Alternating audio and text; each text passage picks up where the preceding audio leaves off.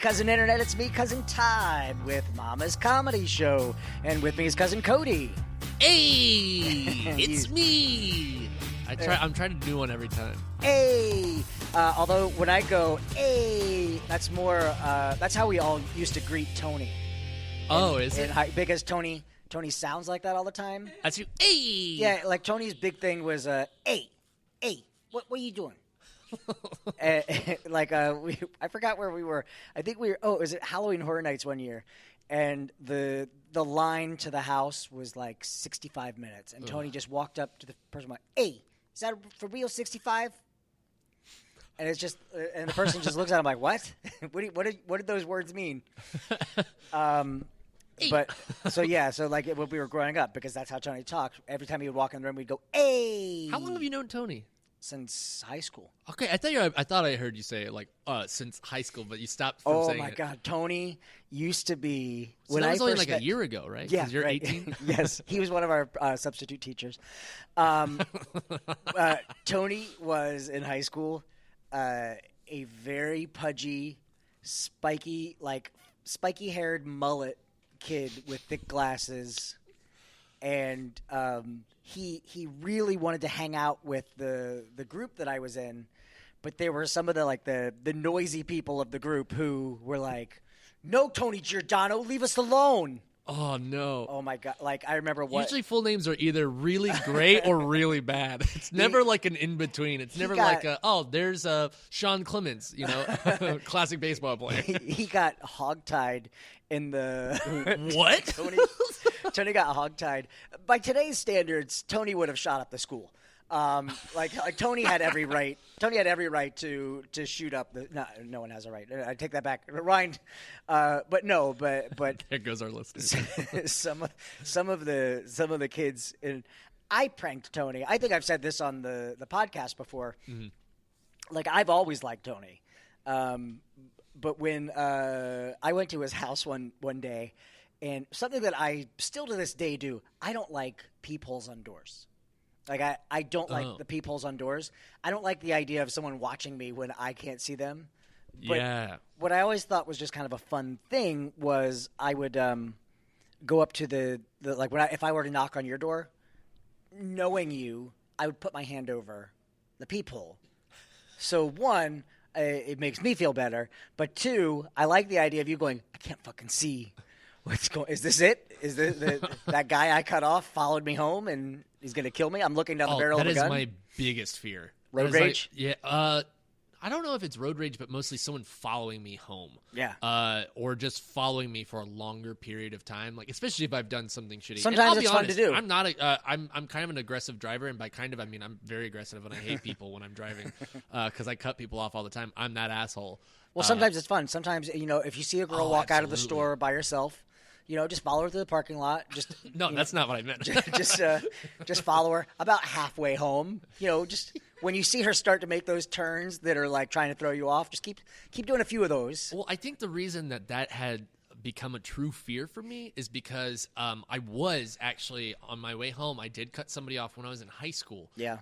Which in all respects I deserved to be like scolded for the way I drove, but. The lady followed me home, and I parked, and I was getting out of my car, and she got out, and she goes, "What the hell do you think you're doing?" She went all the way to your house? Like, she followed me. I mean, she probably followed me for less than half a mile, because I was almost home by that point anyways. I think it was in a neighborhood that I cut her off or did something. Yeah. I mean, she was also being super slow for no reason. I mean, come on. I get it. It's 25, but you don't need to do the speed limit. Right. So that's a suggestion sign. Yeah, you gotta go 60.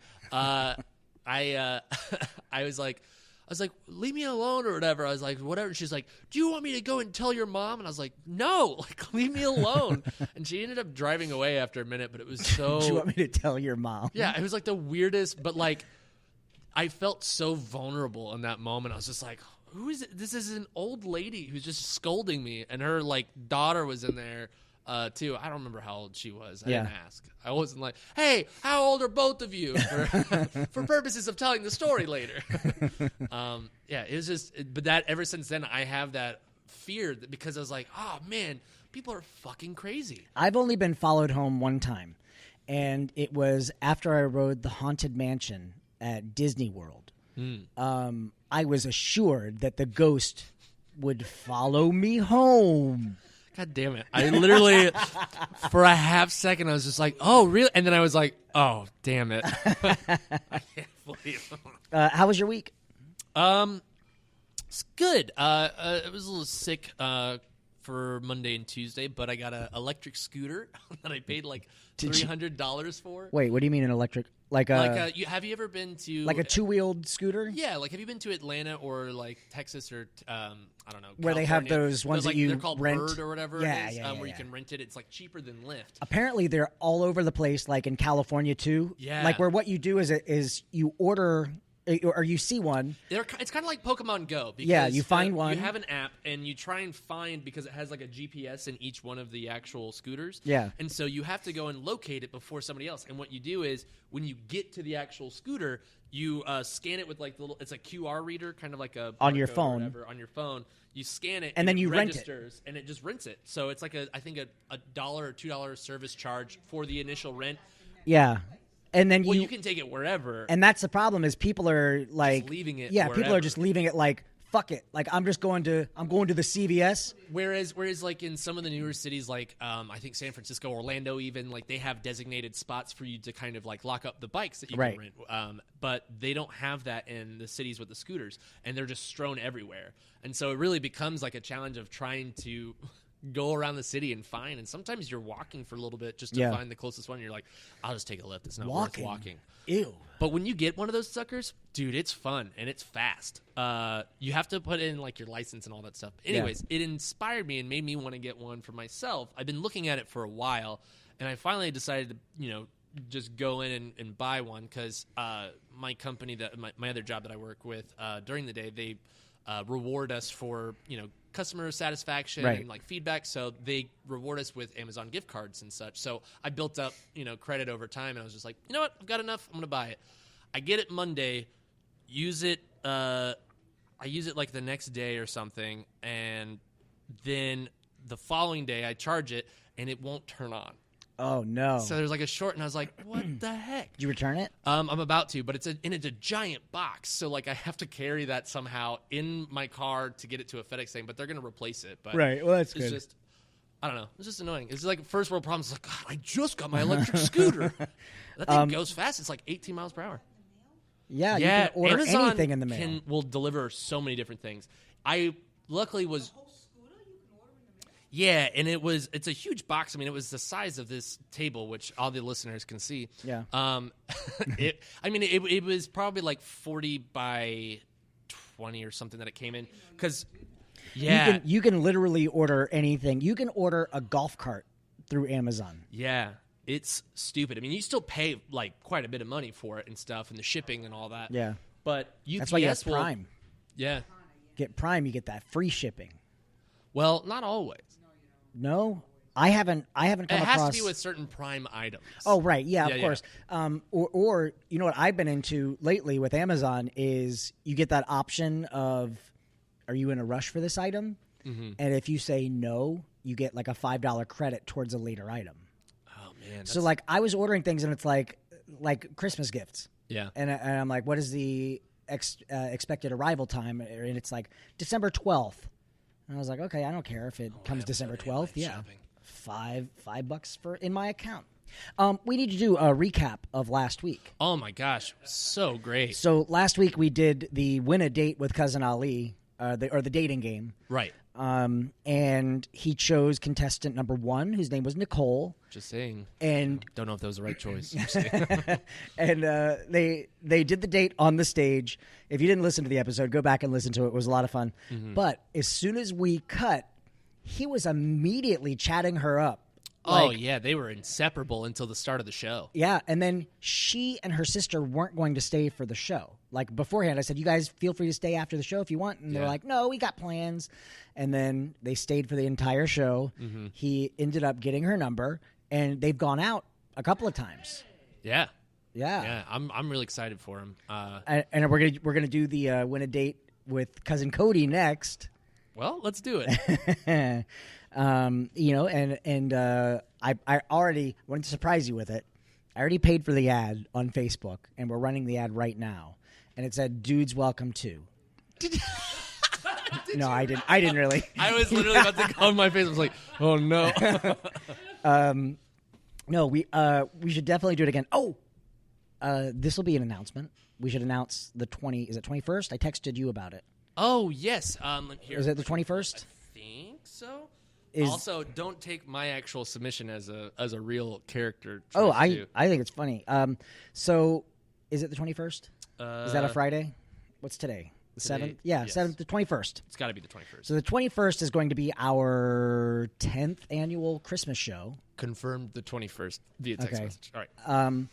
And what we're doing for our podcast before that is it's going to be included with your admission to Mama's. We're going to do another live show like we did for the dating game. But it is going to be a Mama's Comedy Show roast of Santa Claus. So we're going to have a Santa Claus on stage, and we're going to have various characters roasting him. My idea for hosting it is, did I say this in the text what it was, what I wanted to do? I don't know. I wanted to do it I wanted to be the roast master, but as Jesus. Oh, man. That's what I'm going to be Jesus for the show that Francisco's doing on Sunday. Oh, I'm going to that. Oh, yeah, because it's the designated debaters, and it's Santa Claus versus Jesus, so that's kind of appropriate. Oh, good. I'm going to rip off all material.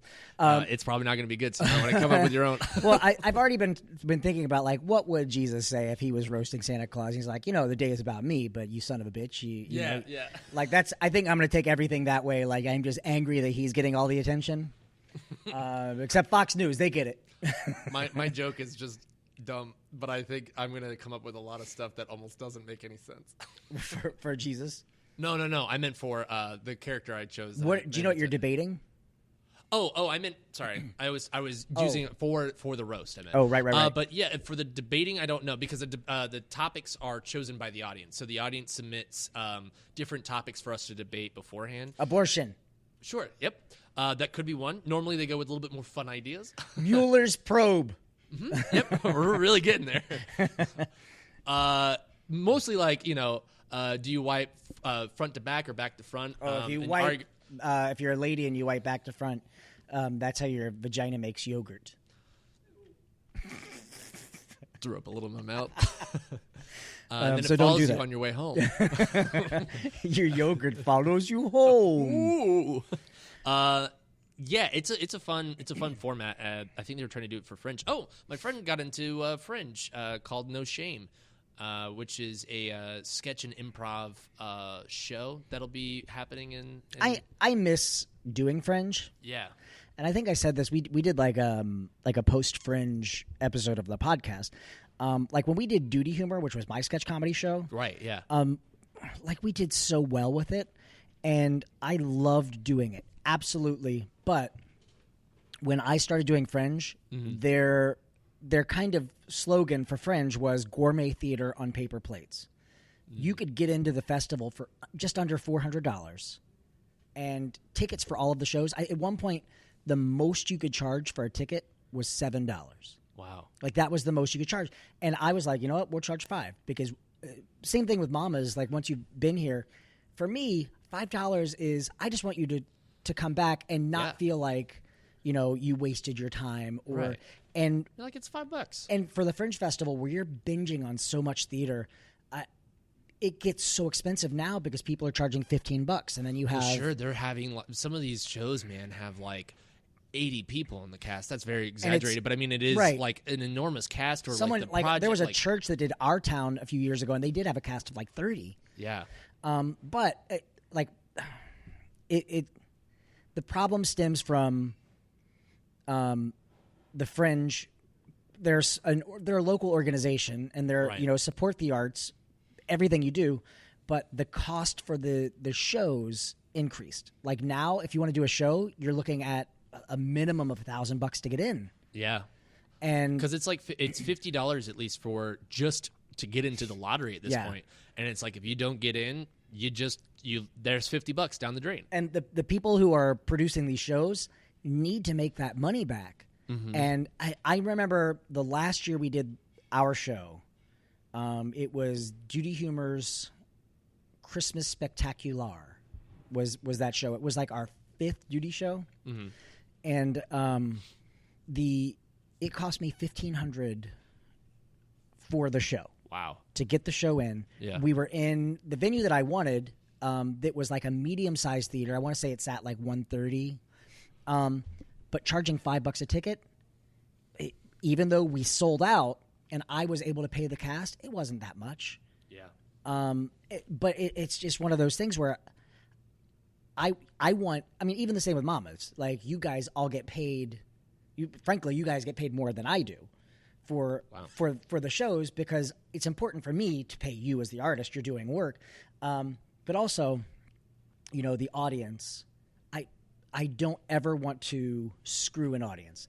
And I get pushback from here, where they tell me, we want you to raise the ticket price to $15. And my argument for that is, it's not that I don't think the show is worth it. Mm-hmm. I do think the show is worth it. But Sure. But if we ever go that route, what we need to do is we need to set something in place, like how we have our Mama's card where you get in for 50% off.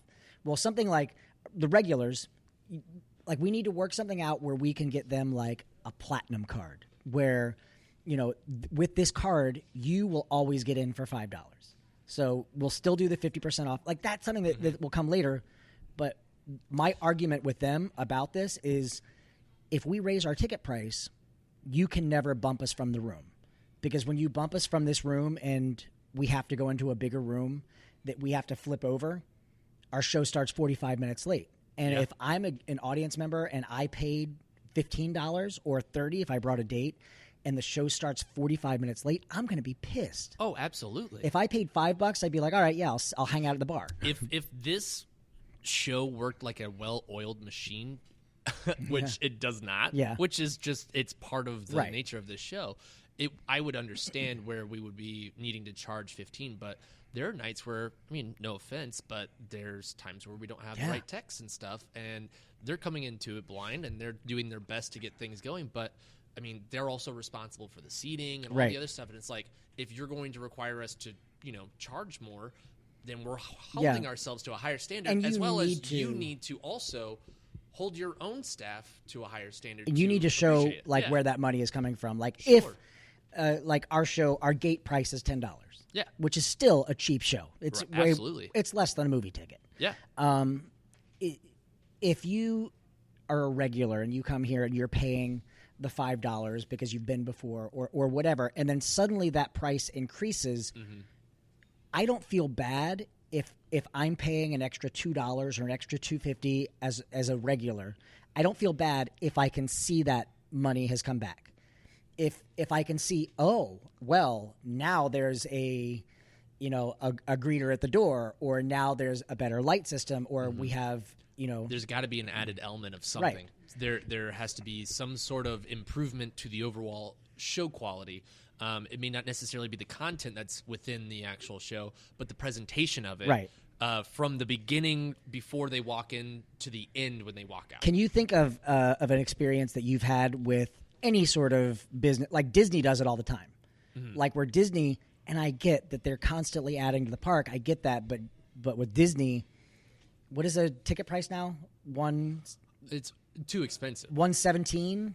Yeah, it's like $117 for one park. Yeah, it's unaffordable for some families. Yeah, because it's going to be literally the one vacation they ever take in their lives, and it is, and people save up for it. My brother and his family, they save up for a couple years before they come down here, and I'm giving them comps. Yeah. To like Universal, so they're not even. And if you look at what the tickets are that I'm giving them, where they're park hoppers, and they can go a couple days, thousands of dollars that they're being saved. But still, if you look at the fact of a family of 5 coming to Disney, and the real kind of kick in the balls is parking. You pay $30 to park at Disney now. 25? Oh, 45 for specialty parking, but 25 for regular. And it's like, why am I paying to get into your business?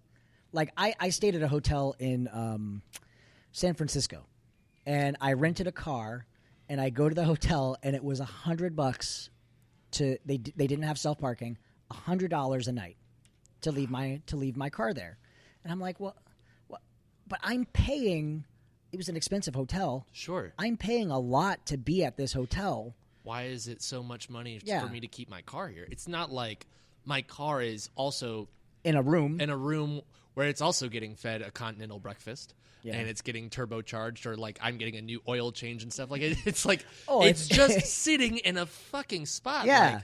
Like, I don't get a hand job when I give my ticket to the valet. And it's not like there's not enough space for my car. Like there's like a bunch of cars that are coming in. Like I could understand that to where maybe it's like, but even that is like, that's just price gouging. There's a nickel and diming, and when you're on the production side of a business, and I'm in those meetings now, and as my other show opens, and it's the question that management always has is, how do we make more money off of the guests who arrive?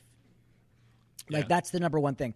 And for me, I said, well, one, it has to be easy. It has to be easy for them to spend the money. And two, they have to want to do it. For example, at Mama's, do you guys remember when we had the redneck tacos at Mama's?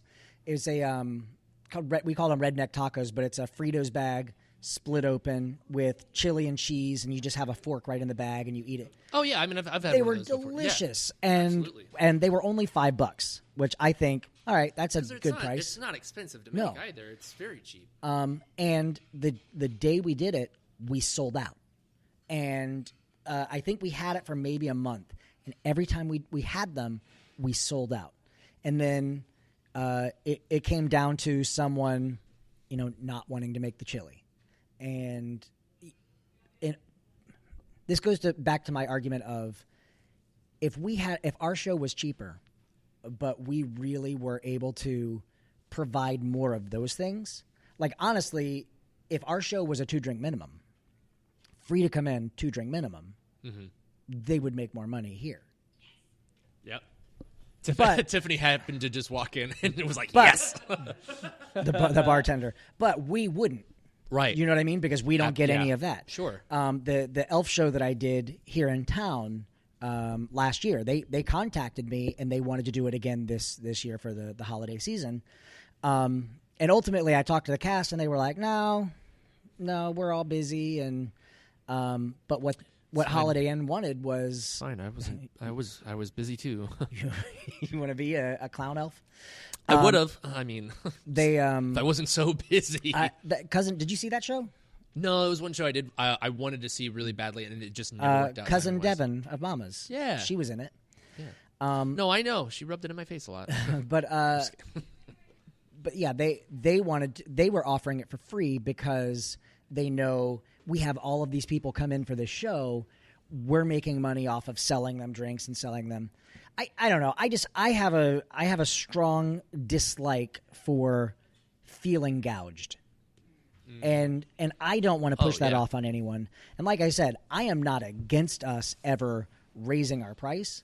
What I want is people to feel like it's justified. Absolutely, yeah. I mean that I'm 1,000% on board with that. I think one of the things that we talked about in one of my other improv groups that we've been traveling and stuff, Penguin Night Fight, we've discussed it previously of like, oh, we want to ask for more money from different things or whatever, and expect more. I was like, well, if we do that, we need to hold ourselves accountable, right? And we need to make sure that every time we do a show, we are giving 1,000%, right, to prove that we are worth as much as we say we are. Because of course, the content we're putting on and what we're providing, the show itself is great.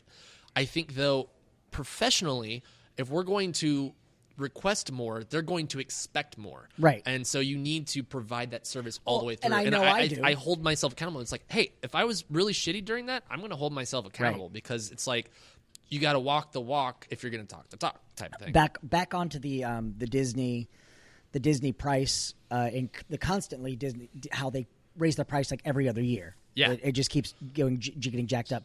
Is what you end up having is you have these families who save so much to get into the park, and then you get this weird sense of entitlement of, yes, we're spending thousands of dollars. My kid is going to kick that mouse in the balls because we paid for this. Excuse me. I paid for my kid to grab Cinderella's titty, and I don't see why anyone has a problem. She better with that. get to the ball.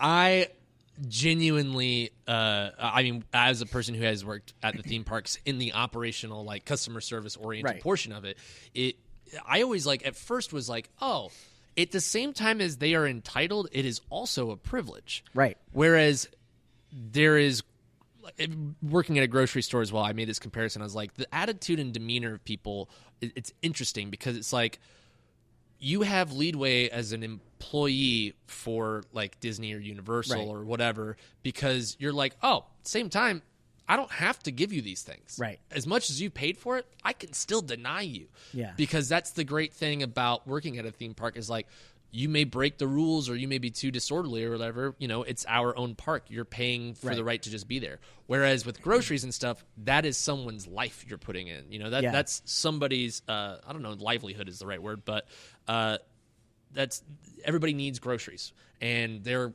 almost required to have it. Yes, you can turn them down in certain senses, but most of the time they're going to win. And they're paying for the items and not for the service you're providing. Because it's like Universal, it's the service versus the product. The product, yeah. Well, and there's the expression, and I think this goes both ways, but there's the expression, the customer's always right.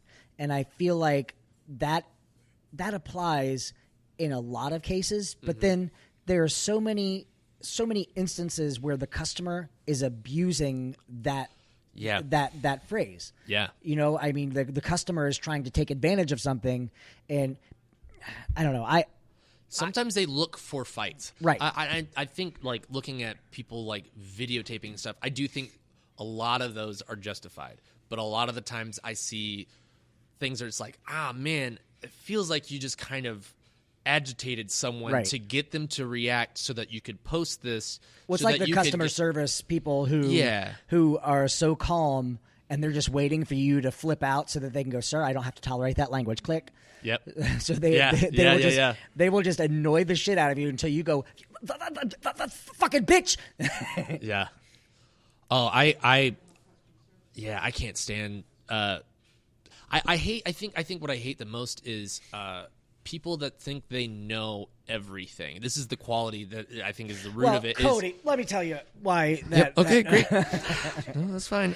It's that that feeling that they know everything and they have no idea what they're fucking talking about. And it's a consistent thing, and they will lie to make themselves feel justified about what they've said, and that is usually the worst piece of shit customer that you'll ever get, or even employee. Don't get me wrong; it's just people in general.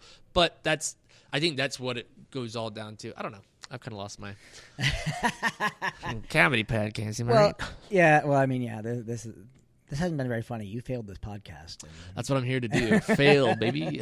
No, I mean, I think the future of Mamas. There's a lot more that I would like to do.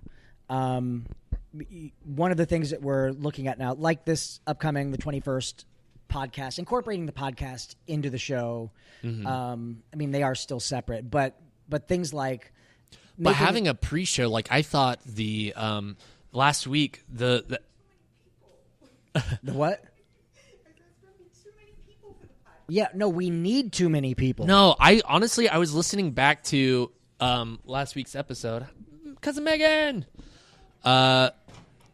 Borges just got here. I'm not going to be on the podcast. Okay, she's not on the podcast. She's not here. What I was saying is I listened to last week's podcast. I skimmed through some of it because I wanted to hear just kind of certain bits or whatever. Yeah. And you don't understand how much of a difference the audience and the laughter made it, and it felt more inviting as a listener, as well as just being there at the in that portion of it. I thought the presentation of it was very successful. I was I want, if we could do some more of those. Not saying we have to do it every week, because that would be too chaotic and too much, and I think we would also not lose it. We wouldn't get the same audience attendance probably every week too. Megan, can I spoil who you're going to be for the roast of Santa? I already asked for the tooth fairy. No, I know, but I'm saying to the audience, can I tell them who you're going to be? I just said it. I don't know if they heard you because you're on the other side of the room drinking Monster Energy because you worship the devil. Because I've been up. She's not on the podcast, Todd. I'm sorry. So when we do the roast of Santa Claus, Megan is going to be the tooth fairy. My character, nobody knows. Do you want to say who your character is? Yeah, it's Santana Close. My idea is that he just gets all of Santa's mail by accident. What's this NAMBLA magazine you keep getting? It's just going through all of his mail. So things like that, like doing the roast, how we did the game show. If we do the game show for you, or if we do a different game show for you, not doing them back to back to back. Right, but it's got to be something that's like a specialty thing, like you were saying with the Frito stuff. It's something that draws people in, but having those. Well, we used to do Star Wars shows. Like once a year, we would do a Star Wars show. Right. So we talked about doing that, going back to doing things like that, like doing a Star Wars show, doing a Potter show. We just did the poll through Mama's Facebook, right, about the different like what other themed shows that you know people were curious about. Did you see like a one that you were like, oh, that's definitely something I want to put? Well, Potter for sure, because you know, like through Megan and she's not on the podcast. Through Megan, Devin, myself, like we are in that Potter world constantly. Right. And then there's one guy, namely me, who kind of has an idea. That would even be better, is if the entire show you're there as someone who vaguely knows Henry Potter. Hey, my name's Larry Cotter. But doing, you know, something like a Star Wars show, a Potter show, and then we did it once, and it wasn't. I wanted to do it on International Women's Day, but the all girls show, we did one, but it wasn't. I think we were off by like a few weeks, but I want to do that specifically for that show. Yeah, and I wasn't able to be here the night that we did that. And it sucks because I wanted to see that show because it was Megan, Devin, James, and Lisa. Yeah. And, like, they're funny, funny girls. I've also thought about it would be fun to do, like, a Mother's Day or Father's Day show with your mothers or fathers. Mother's you know what I mean? Day should be a big show for us anyway. Right. Because the theme of our show is mamas. Oh, yeah! What if that was the first time I ever made that connection? What? I mean, we used to do, like, and it depends on where we fall on the calendar, but we would do Valentine's Day. It's so hard. We all come in diapers. Dressed as Cupids. Mm-hmm. It's just really difficult, like... Someone was like, let's do a show where everyone is... Oh, it was Josh. Josh had posted, everyone do the show as Cody. I was like, as long as Francisco is the only one not, so it's just pissing off Cousin Francisco the entire time. That's the only way I think that works. Anyways. Or what we do is we say we're all doing, it's Cousin Cody. Like if we do your birthday show, they go, everyone is Cousin Cody. And then Francisco comes in dressed as you, and we're all dressed as Francisco. Because that was your real birthday gift. Is that then? My birthday is on January 5th, which is a Saturday. So there's a Friday show, so technically at midnight. January 4th, then would be your birthday show? Yeah. Okay, well, let's do that. Well, because we always did it for James and mine and Tony's birthday are always so close that we would either do like, again, it falls in that Tony and my birthday is a week apart. And James is I think the week after, and it was one of those things where it's like doing 3 tentpole shows back to back. Like it's Tony's birthday, and we advertise the shit out of that. And they go, next week is my birthday, and we advertise the shit out of that. Eventually, you get like people get fatigued of the birthday. Yeah. But like doing our birthday shows was always fun because it basically becomes a torture show for you. Yeah. I remember there's a stain on the ceiling on my birthday show where Tony set up expert hands for me. So it's like I don't have access to using my hands for the scene. Someone else supplied my hands, and what Tony set up and what he bought beforehand was I was like an educator, a science educator, who was teaching the principles of Mentos and Diet Coke. But Tony bought those caps that screw on to the Coke bottles that add additional pressure to make them shoot higher. So I was like, I can't fuck up the ceiling and the walls. We don't own this building. Yeah. So in the scene, I was like, I'm going to take all these shots to the mouth. But even still, it would shoot up, and there's stains on the ceiling from, I think it was Diet Pepsi, which is gross. The worst of the Diet Pepsi. The only way you can drink that, my mom said, is with lemonade. Diet Pepsi and lemonade? Yeah. That's the only way she's able to drink it personally. That sounds gross. Yeah, it does. All right, we should wrap this up because we have a show coming. Yeah. Cody. Yeah. What did you learn tonight? I learned that not all of our podcasts are funny. I knew that already. And I learned something tonight, too. But I was just going to say, I also learned there's shows about moms. All right, I'm done. And I learned something tonight, too. I learned that Mama's comedy show can at least get you a second or third date. That's true. And we're going to do, before you find... Are you dating anyone right now? Nope. Single. All right, we'll do a dating game. We'll up the... we'll up it from what we did last time. Okay. What does that mean? Just production value. Oh, sure. We'll up it. All right.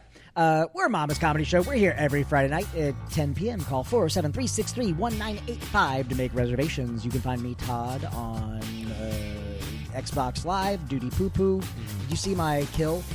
Yeah, I did. I love that. That was great. In Overwatch. And you can find me on Instagram and Twitter at Todders. My Pornhub is...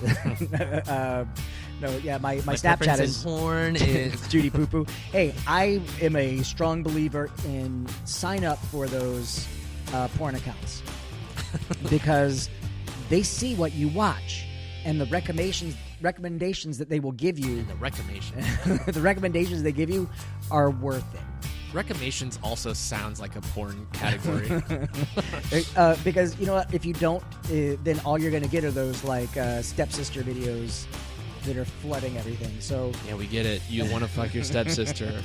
You waited until your dad married this other lady before you decided to make a move. She's in my house now. Cody, where are you? I am on Instagram as Shrubsy. My profile picture is of Ralph from Simpsons, so if you get confused, that's pretty much me embodied. Also, just to promote Francisco's show, even though he never does the podcast, he is doing his pretty much like I think it's an album release party type of show, and he's doing stand-up and rap, which obviously is his album release, as well as myself and a couple other friends are going to be doing a thing called Designated Debaters, where it'll be Santa Claus versus Jesus in a debate with topics chosen by you, the audience. And it's a lot of fun, and whoever loses each debate, because each person is assigned who they're arguing for and stuff, and then the audience votes, and whoever loses has to drink. It's pretty fun. And Francisco will be doing that, but I'm excited because Francisco's doing stand-up, which will be interesting, because it's not going to be the shit you see in the A material here. That's happening on Sunday at the Geek Easy at 7 o'clock. And I'm going. Megan, where are you? Just kidding. You're not on the podcast. See you all next week. Bye. Bye. Goodbye.